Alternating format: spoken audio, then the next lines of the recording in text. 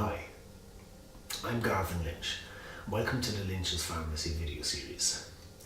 This video is on hemorrhoids.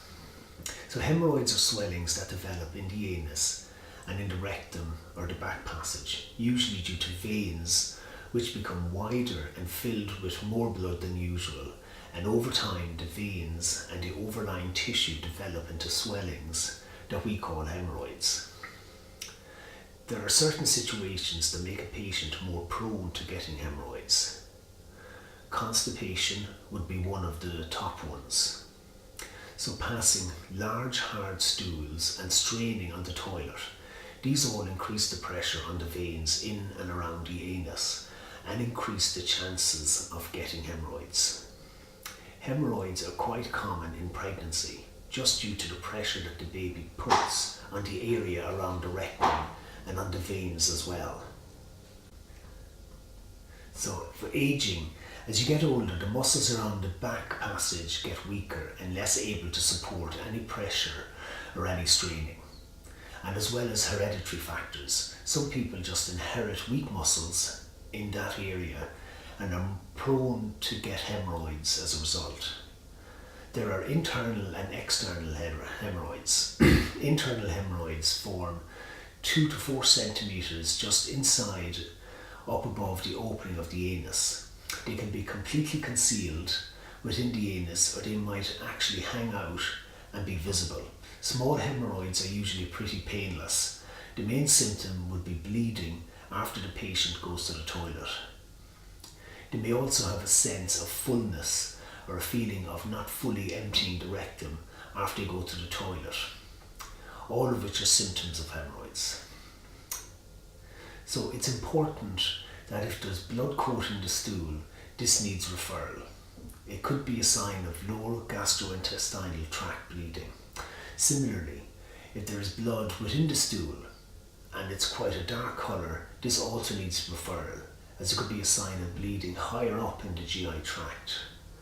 But in the case of hemorrhoids, any bleeding associated with hemorrhoids is usually bleeding on the tissue or just light bleeding after they go to the toilet.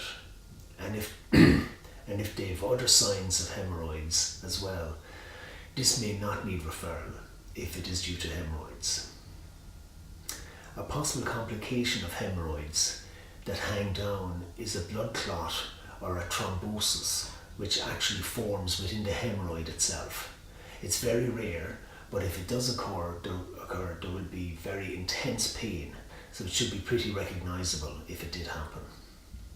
External hemorrhoids are less common than the internal ones. It's basically just a small lump that develops on the outside edge of the anus.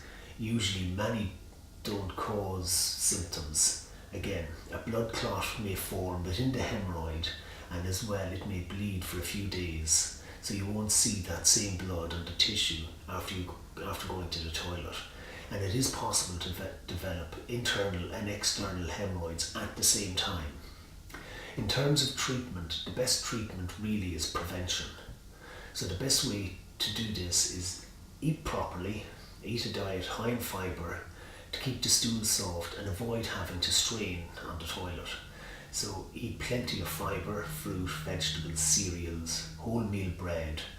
All those are high in fibre. Drink plenty of water, stay well hydrated. Water softens the feces in the gut and can prevent constipation. If a high fibre diet isn't doing enough for you, take fibre supplements like Ispagala husk, such as Fibrogel, or any form of fibre supplementation. Avoid painkillers that contain codeine, so the likes of Nurofen Plus and Solpadeine. Anything with codeine in it has a tendency to cause constipation as well. And in terms of toileting, go to the toilet as soon as or as soon after you feel the need to go. A lot of people avoid going because they're busy or suppress the feeling, but this just leads to larger stools being passed, increasing your chances of hemorrhoids.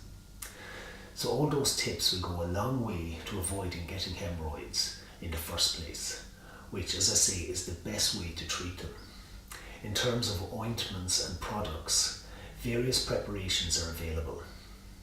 Basically, A bland soothing cream, ointment or suppository is quite good at easing discomfort.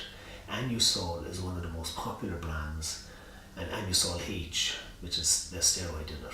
Anusol comes in a cream, an ointment and a suppository. The ointment is applied in the morning and then after every bowel motion. The Anusol suppository is just one inserted in the morning and then one again after every bowel motion. One that contains a steroid, which may be useful if there is considerable amount of inflammation associated with the hemorrhoid. It's important to remember that any cream with a steroid is usually not to be used for more than a week. So you apply in the morning and again at night, and also after any bowel motion, usually a maximum of 4 applications in a day for the Anusol HC. Very painful hemorrhoids that hang down are uncommon, but can happen at the same time, and if that's the case, applying an ice pack to the area for 15 to 30 minutes can often provide a lot of relief to a patient. Hemorrhoids due to pregnancy, which are quite common, usually settle down themselves after a child is born. There are other treatments besides the products that usually require going to hospital on an outpatient basis. The most popular one would be a process called banding, which is basically where a surgeon applies a rubber band at the base of the hemorrhoid, and after a few days it just falls off. There are other treatments such as injecting the hemorrhoid with a substance, again to make it fall off within a few days. Treating them with various methods of heat, or a hemorrhoidectomy, which removes the hemorrhoid altogether. Most of these are less common nowadays, and for the vast majority of cases not needed at all. An everyday case of hemorrhoids should be able to be treated with some of these products, or just by simple lifestyle measures like increasing the amount of fibre and paying attention to when you actually need to go to the toilet, and getting plenty of water and hydration into your diet. If you have any questions, you can contact me through the Life Pharmacist on the website. You can email me or call into the pharmacy here in Broaddale in Douglas. Thank you for watching.